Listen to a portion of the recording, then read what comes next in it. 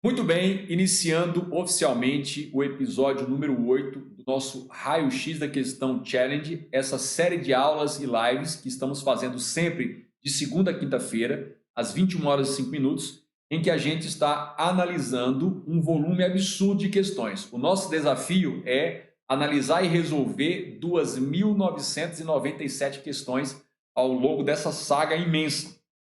Muito bom. Se você eventualmente não é inscrito no canal, se inscreva agora mesmo, deixe o seu like, acione o sininho, recomende para amigos, inimigos, concorrentes. É uma oportunidade para você revisar e aprofundar os conhecimentos do direito administrativo. Muito bom. Se você tiver alguma curiosidade e quiser conhecer os cursos exclusivos que eu vou lançando, sempre na descrição do vídeo você vai encontrar lá os meus cursos, clica no link, vai te remeter para uma página, lá tem todos os detalhes, se for do seu interesse ou de alguém você recomenda e tá tudo certo. Vamos lá. Raio-X da Questão Challenge, episódio número 8, tá aí. Vamos para lá, questão número 63 foi a questão que ficou para iniciarmos neste episódio. Na questão 63, o enunciado diz o seguinte: um ato administrativo que passou por todas as etapas do seu processo de formação, mas sujeito à condição ou a termo, segundo a doutrina do direito administrativo, é considerado o quê? Olha bem, presta bem atenção. O que a gente extrai de fundamental desse enunciado? Olha, todas as etapas, ou seja, um ato que concluiu todas as etapas de formação. Só que este ato está submetido, está sujeito à condição e a termo. Vamos para o gabarito ainda não? Vamos fazer o seguinte, vamos abrir essa tela aqui e eu vou fazer um esquema para você assim, olha. Vamos fazer o seguinte esquema. Tá aqui, vamos até aqui, desce para cá, monta para cá, faça um esquema bacana aí com régua e tal, não faz essa coisa bagunçada que eu estou fazendo aqui não. Beleza. Aqui. Muito bem. Vou colocar aqui assim. Eita, que ficou uma maravilha. Vou colocar uma régua aqui. Vamos lá. Vou colocar assim. Assim. Assim. Beleza. Lá vamos nós. Olha. Vou colocar o seguinte assim. Aqui a gente vai ter o plano da existência, mas credo, hoje já comecei errando. Existência. O I. Plano da existência. O plano da validade e o plano da eficácia. Beleza. Bom, no plano da existência, qual é a pergunta que a gente faz? Se o ato concluiu todos os ciclos ou etapas de sua formação.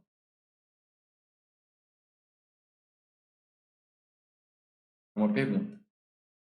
Então, no tocante ao plano da existência, a gente pergunta: este ato ou suposto ato concluiu todo o seu ciclo ou etapas de elaboração, de formação?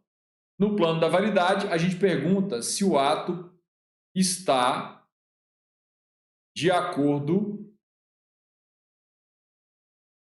com a lei ou com as leis, com o ordenamento jurídico. Essa é a pergunta que nós fazemos em relação ao plano da validade. E no tocante ao plano da eficácia, a gente pergunta se esse ato, se ele está apto a produzir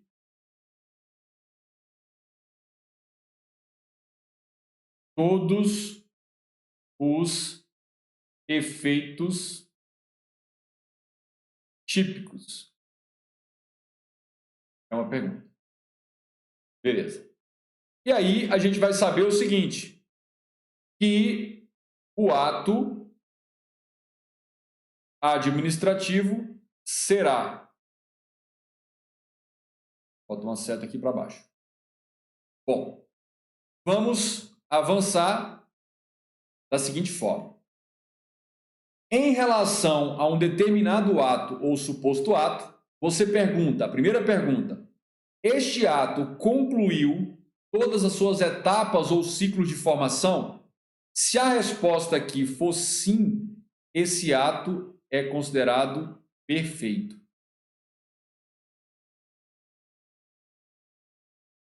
Este ato que é perfeito não significa necessariamente que ele esteja de acordo com a lei. Significa que ele já ingressou no mundo jurídico, porque ele está pronto, acabado, concluído.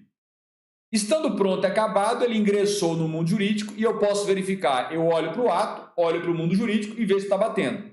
Se este ato que ingressou no mundo jurídico, este ato perfeito, se ele estiver de acordo com as leis e os princípios, então a gente vai responder sim aqui. E isso significa que o ato é válido.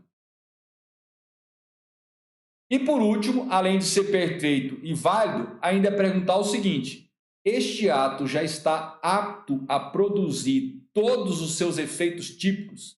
Se a resposta for sim aqui, este ato é eficaz.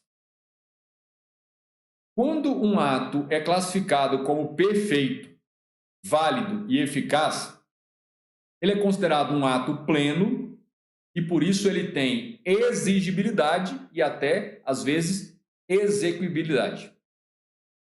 Em outras palavras, a administração já pode exigi-lo, já pode dar-lhe cumprimento. É o ato perfeito, válido e eficaz. Se a gente responde sim aqui, o ato é perfeito. Se a gente responde sim aqui, o ato é válido. Acontece que um ato perfeito, válido, ele ainda pode estar submetido a uma condição ou a um termo. Ou seja, a sua plena eficácia está condicionada ou submetida a um termo. E aí a gente responde não aqui. Este ato é chamado de um ato perfeito e válido. Porém, é um ato ineficaz. Porém, é um ato ineficaz. Agora, pode ser que o ato receba um sim aqui, ele é considerado perfeito, concluído, pronto, acabado, mas ele receba um não aqui. Ou seja, o ato que foi praticado está pronto e acabado, mas ele não está de acordo com o ordenamento jurídico, com as leis. Ele é inválido. Então, este ato até agora, ele é perfeito, inválido. A pergunta é: um ato que seja inválido, ele pode produzir normalmente seus efeitos? A resposta é sim, eficaz. Professor, como é isso? O senhor está dizendo que um ato inválido, um ato administrativo que foi praticado contrário à lei, mesmo assim ele pode produzir normalmente seus efeitos? Sim. E a justificativa para isso é uma só: a presunção de legitimidade dos atos administrativos. Todos os atos administrativos nascem e ingressam no mundo jurídico com uma presunção, é uma presunção relativa, claro, mas uma presunção de que sejam válidos. E até que essa presunção seja desfeita com inversão lá do ônus da prova, ele pode produzir normalmente seus efeitos se não tiver nenhum termo, nenhuma condição, nenhum modo. Então, mesmo que um ato seja inválido, ele pode ser eficaz por conta da presunção de legitimidade. Prosseguindo, vamos completar aqui. Prosseguindo. Olha só, a gente tem aqui um ato que é perfeito, que é inválido, é contrário à lei, e além de ser inválido, ele está submetido a um termo. Professor, como assim termo? Termo é um evento jurídico futuro e certo, vai acontecer necessariamente. Um exemplo. Ato administrativo de multa, multa definitiva, já passou o prazo para recurso. A multa você recebeu hoje. Só que a data de vencimento, a data de exigibilidade está para dia 20 de dezembro. Então, o ato já é perfeito e válido hoje, mas a sua eficácia está submetida a um termo, ou seja, um evento futuro e certo. 20 de dezembro só não vai acontecer se o mundo acabar. Então, aqui você pode ter um não também.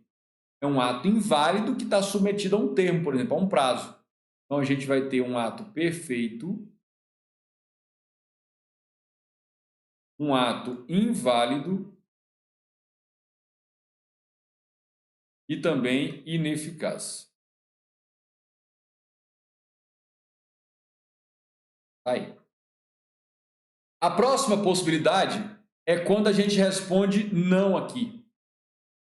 Se a gente pergunta, esse ato ou suposto ato concluiu o seu ciclo ou etapa de formação? Se a resposta é não, é porque o ato não está pronto e ele sequer entrou no mundo jurídico. E ele também não pode estar produzindo eficácia legítima. Este ato é o chamado ato imperfeito ou inexistente.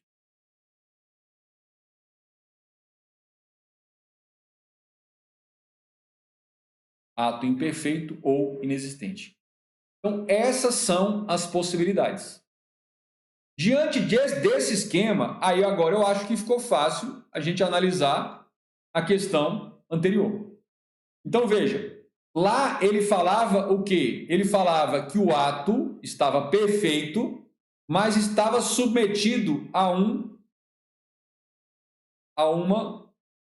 termo. Então, ele vai se encaixar aqui. Olha só como é que funciona. Então, olha, o ato que concluiu todo o seu ciclo ou etapa de formação, ele é um ato perfeito. Então, você elimina isso aqui, você elimina esse aqui, você elimina isso aqui. Ficamos com essas duas hipóteses. Ele é perfeito, porém está submetido a um termo ou condição. Então, ele é ineficaz. A nossa resposta aqui é letra o quê? B de bola. B de bola, não. Calma aí. Calma aí. Não é a letra B de bola. Vamos apagar aqui. A resposta mais adequada é a letra D. Olha aqui. É um ato pendente. É o ato perfeito e pendente. Professor, por que não poderia ser eficaz? A letra D, a resposta é melhor.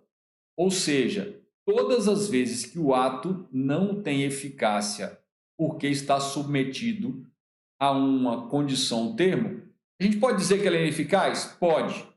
Mas o melhor dizer é que ele é pendente. Então aqui, olha, aqui também pode ser chamado, e é melhor chamado de quê? De ato pendente de efeitos. É quando ele está submetido a uma condição, a um termo. Ele vai produzir efeitos necessariamente se ocorrer o termo, se implementar o termo, e pode produzir efeitos ou não se implementar a condição. Então, fiquem atentos a isso aí. Neste caso aqui, a gente tinha duas possibilidades. O mais adequado, então, o mais adequado é falar que ele é pendente, mas não estaria de todo errado falar que ele é perfeito e ineficaz. Mas se tiver perfeito e pendente entre as opções, o pendente fica mais adequado ainda. Então, 63, a letra é a letra D.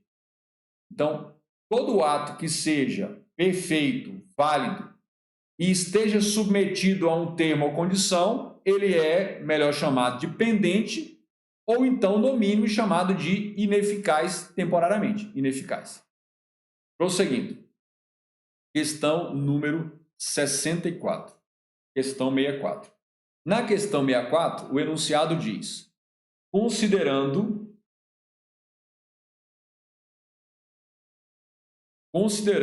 que uma concessionária de serviço público deixou de honrar uma cláusula do respectivo contrato administrativo, e o município teve que assumir a prestação do serviço no seu lugar, esta conduta do ente público baseia-se no princípio do direito administrativo denominado... Que princípio nós estamos falando? Olha, a lógica aqui da questão é assim, ó. Vamos supor que a União, ela contratou um serviço com uma concessionária.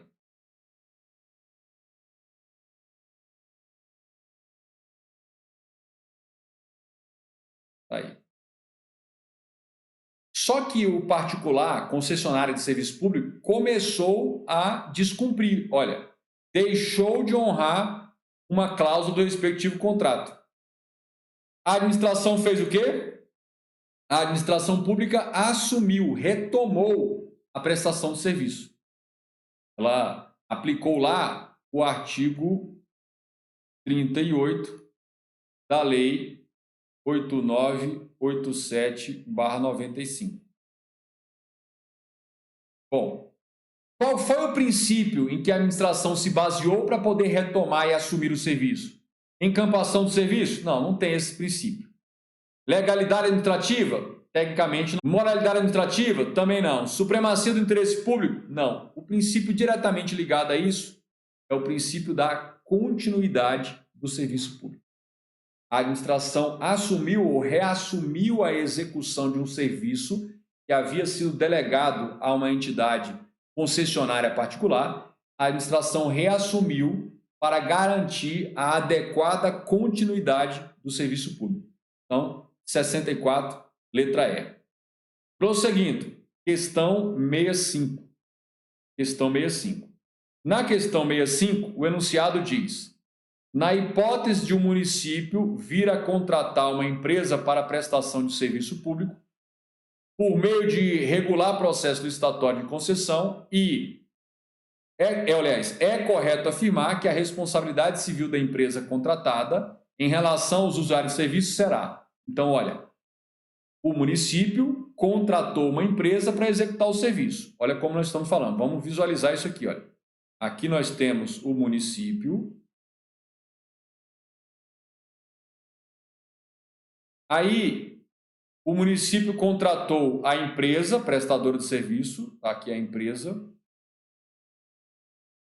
e a empresa causou um prejuízo a um usuário do serviço.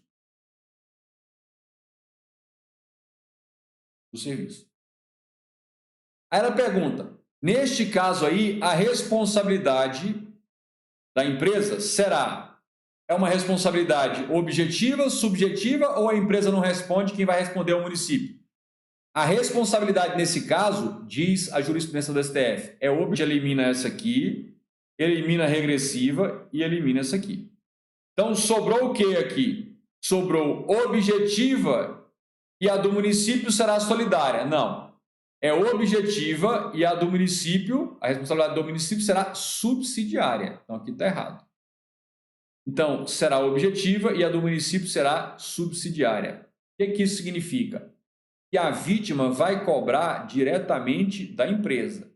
Se e somente se a empresa comprovadamente não conseguir arcar com a indenização do prejuízo, aí a vítima pode entrar contra o município numa responsabilidade civil subsidiária. Não é a direta. Então, gabarito aí, letra C.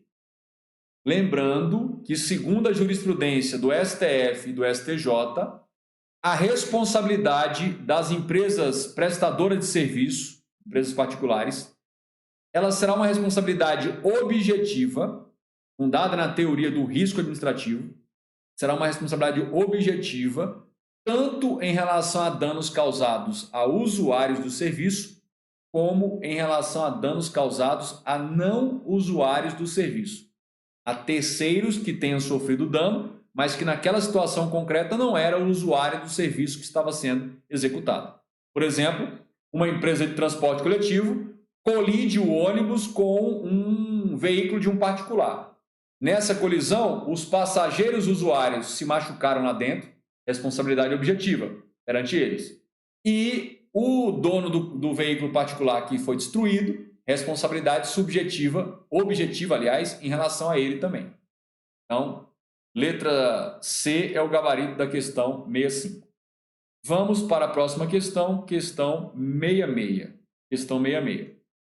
Na questão 66, o enunciado diz: assinale a alternativa correta a respeito das autarquias. Olha, a Bianca está dizendo que tem 2 dias que os vídeos ficaram sem nitidez para mim. Já até testei outros e a mesma coisa, mas a internet está apaga. Será que é conexão? Aí ela diz assim: atualizei aqui o sinal e resolveu. Está todo mundo tendo esse problema ou é só a internet lá do Rio de Janeiro que está dando essa bronca lá? Cuidado. Beleza. Vamos lá? Prosseguindo. Letra A. A letra A diz o seguinte da questão 66. A respeito das autarquias. São pessoas jurídicas de direito público, está correto, com capacidade política e auto-organização. Não, está errado. Olha.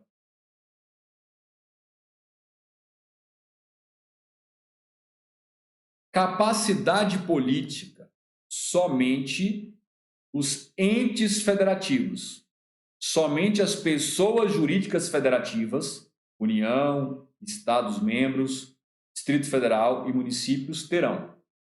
E a auto-organização é a capacidade para editar suas próprias leis de organização da própria estrutura federativa. Capacidade política e auto-organização só ente federativo vai ter. O que as autarquias possuem é a capacidade de auto-administração. Aí. Então, é só você se lembrar o seguinte: entes federativos, União, Estados, DF, municípios. Eles possuem 3 capacidades. A capacidade de auto-organização, editar suas próprias leis e constituições. Capacidade de autogoverno, escolher e eleger seus próprios representantes políticos. E a capacidade de auto-administração, de se autogerir. Beleza. Agora, as entidades da administração indireta, autarquias, fundações, empresas públicas, sociedade de economia mista e consórcios públicos. As entidades da indireta só possuem a capacidade de auto-administração. Autogoverno não, auto-organização não. Então, por isso, a letra A está errada. Vamos para a letra B. As autarquias possuem várias prerrogativas processuais. Perfeito.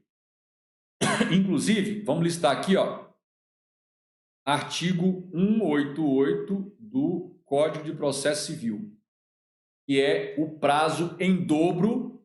Todos os prazos processuais para as autarquias é contado em dobro, tal qual para os entes federativos. Como prazos diferenciados, está aqui, e impenhorabilidade de seus bens. Aqui. Todos os bens pertencentes a autarquias e também fundações públicas de direito público, são as chamadas fundações autárquicas, todos os seus bens gozam da impenhorabilidade, imprescritibilidade, inalienabilidade e também não são suscetíveis a gravame ou oneração. Então, eis aí o gabarito. Para confirmar o gabarito, letra C. As autarquias gozam de prazo prescricional especial e não se submetem ao regime de precatórios no pagamento de seus débitos. O prazo prescricional delas é o mesmo aplicado aos demais entes públicos. Agora, elas estão, sim, submetidas ao regime de precatórios lá do artigo 100 da Constituição. Regime de precatórios que você estuda lá no direito constitucional. Artigo 100.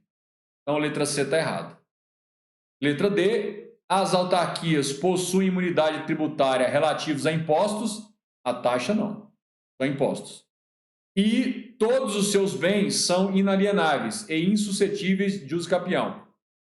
Todos os bens são insuscetíveis de uso capião, mas nem todos são inalienáveis. Por quê? Porque os bens dominiais, eles são alienáveis.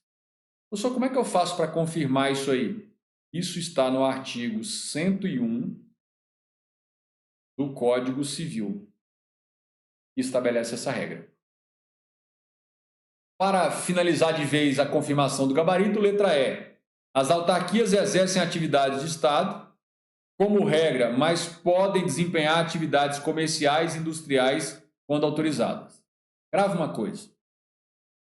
Nunca, em nenhuma hipótese, a autarquia vai explorar a atividade econômica, comercial, industrial, financeira, nunca. E em nenhuma hipótese a autarquia pode ter fins lucrativos. Duas coisas que autarquias nunca podem ter. Elas nunca podem explorar a atividade econômica, atividade comercial, industrial, financeira, e elas nunca podem ter fins lucrativos. Então, a letra E está errada também. O gabarito ficou, de fato, a letra B. Prosseguindo. Questão 67. Questão 67. Na questão 67, o enunciado diz: com a reforma administrativa de 1998, a nova administração pública introduzida pela emenda constitucional 19, o princípio da... Essa aqui é Teletubby, né? Qual foi o princípio que foi introduzido no texto constitucional com a emenda constitucional 19? O princípio da eficiência. Antes da emenda constitucional era o LIMP, com o P mudo. Legalidade, impessoalidade, moralidade e publicidade. Após entrou o princípio da eficiência. Entrou o princípio da eficiência. Beleza. Tudo tranquilo aí? A imagem, tá tudo ok? Tudo certo? Beleza. Tá aí. Princípio da eficiência. Essa questão Teletubby, né? Facinho, apesar de ser uma questão Secretaria de Fazenda, né? Para carreira fiscal, área de analista, banca FGV, uma banca que normalmente pesa a mão, mas essa questão foi tranquila. Quando eu me deparo com uma questão como essa, eu gosto sempre de repetir o mesmo aviso, principalmente para os candidatos paranoicos. O que é o candidato paranoico? É uma expressão carinhosa. É aquele candidato que ele tem a falsa percepção de que 100% das questões de prova de todas as disciplinas serão armadilhas mortais que vai decapitá-lo. Não. 30%, 40% questões fáceis, Teletubbies, 30%, 40% questões medianas, os 20% questões realmente difíceis. O seu foco nunca tem de ser gabaritar as difíceis. O seu foco, o seu maior esforço é não errar nenhuma fácil e nenhuma mediana. Se você cumprir o propósito de não errar nenhuma questão fácil, nenhuma mediana, eu te garanto, você vai ser aprovado sem precisar acertar nenhuma das questões dificílimas ou difíceis. O grande problema que nos impede, eu me incluo de serem aprovados, é não lembrar, não compreender, não ter estudado as questões fáceis e medianas. Mas existem aqueles candidatos que têm um fetiche de querer acertar aquelas que ninguém acerta. Não, você tem que acertar o suficiente para ser aprovado. E eu te garanto, o suficiente para ser aprovado é não errar nenhuma fácil, não errar nenhuma mediana. Ou errar o mínimo possível. Cumpra essa meta em todas as disciplinas e me convida para o churrasco de posse, que vai ser garantida a sua posse. Beleza. Questão 68. Questão 68. A questão 68 diz o seguinte, olha, segundo a Lei 8666 e suas atualizações, analisa as afirmativas a seguir. Aí diz, dentre outros casos, é dispensável a licitação. Então vejam, aqui não teve pegadinha nenhuma, ele quer que você marque abaixo as opções que se encaixam aonde? No artigo 24 da lei que está aí, da lei 8666/93. Então, ele está dizendo que a licitação será dispensável nos casos de guerra ou grave perturbação da ordem pública? Ok. Está verdadeiro. A licitação será dispensável quando não acudirem interessados à licitação anterior e esta justificadamente não puder ser repetida sem prejuízo para a administração, mantidas nesse caso todas as condições anteriores. Aqui a gente está falando da licitação deserta. O que é licitação deserta? Publicou o edital, divulgou o instrumento convocatório e não compareceu nenhum interessado para a disputa. Sempre que isso acontece, é dispensável? Não. Além de acontecer isso, ou seja, ninguém apareceu ofertando proposta, olha o que está lá. Justificadamente não puder ser repetida a licitação, divulgar novamente o edital, sem prejuízo para a administração. E aí vai ter que manter as condições. Então, 2 está correto. 3. Para as compras de material de uso pelas Forças Armadas, incluindo material de uso pessoal. Não, não pode incluir material de uso pessoal. Está fora. É excluindo, não é incluindo, é excluindo material de uso pessoal. Então, a licitação pode ser dispensável para contratar equipamentos, bens, produtos, serviços para as Forças Armadas, excluindo bens, produtos, serviços que sejam de uso pessoal. Então, vai comprar pasta de dente, sabonete para os militares nos quartéis? Óbvio que isso é material de uso pessoal, de consumo pessoal. Então, 3 está fora. Ficaram verdadeiras 1 e 2, nosso gabarito, letra B de bola. Olha, revisem sempre, com frequência, além do artigo 24, o artigo 25, o artigo 17. 25, licitação inexigível. 17, licitação dispensada. E 24, licitação dispensável. Sem dúvida nenhuma, esses 3 artigos são os 3 artigos que mais são cobrados ou com mais frequência em todas as provas de concurso de todas as bancas em matéria de licitações. Vamos prosseguir. Questão 69. Questão 69. A questão 69 diz o seguinte: com base no artigo 26 da Lei 8666/93 e suas atualizações, o processo de dispensa, de inexigibilidade ou de retardamento previsto nesse artigo será instruído no que couber com os seguintes elementos, à exceção de um, assinale-o. Então veja, o artigo 26 é um artigo muito importante da 8666, porque ele diz que, mesmo quando não se faz a licitação, ou por inexigibilidade, ou por dispensa, ainda assim é indispensável realizar um procedimento justificador da contratação direta, inexigibilidade ou dispensa, um procedimento interno para justificar a contratação direta, ou seja, a inexigibilidade ou a dispensa. Deixar de fazer isso é crime.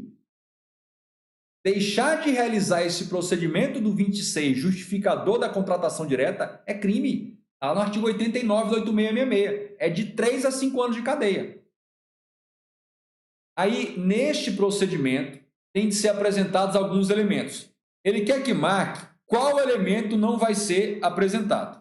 Ele diz: vai ter que apresentar a caracterização da situação emergencial ou calamitosa que justifica a dispensa quando for o caso. Aqui está ok.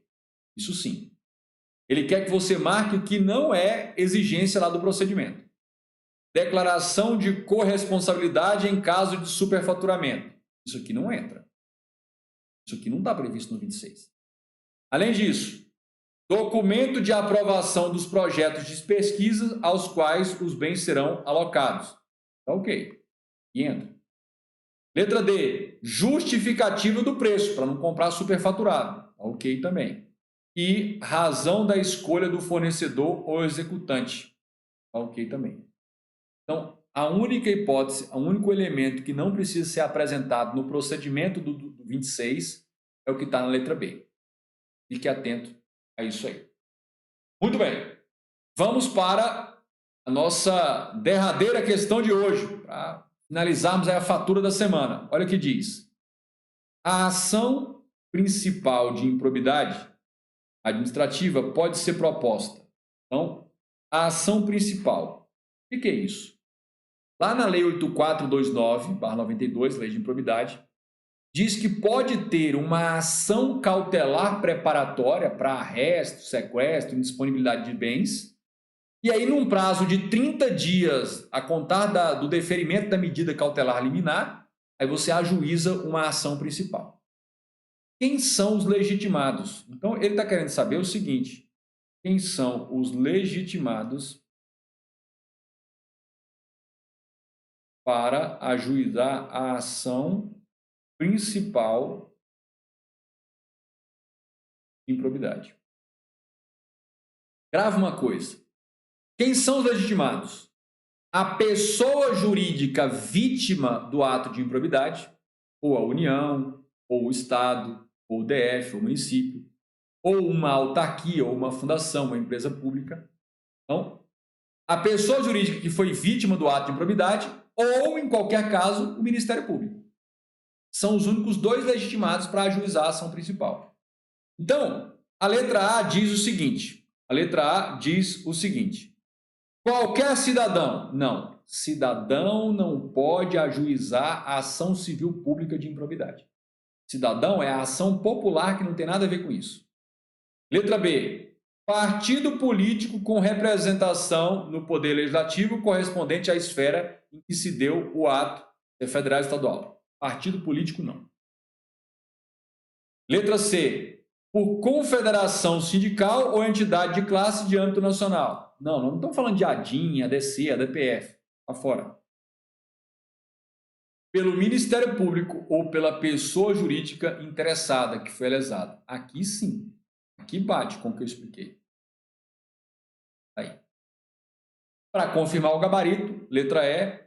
Pelo Procurador-Geral de Justiça, se ente estadual ou municipal. E pelo Procurador-Geral da República, se ente federal. Não. É qualquer membro competente do Ministério Público ou a pessoa jurídica interessada, que é a vítima da ação do ato de improbidade. Então, 70 é a letra D.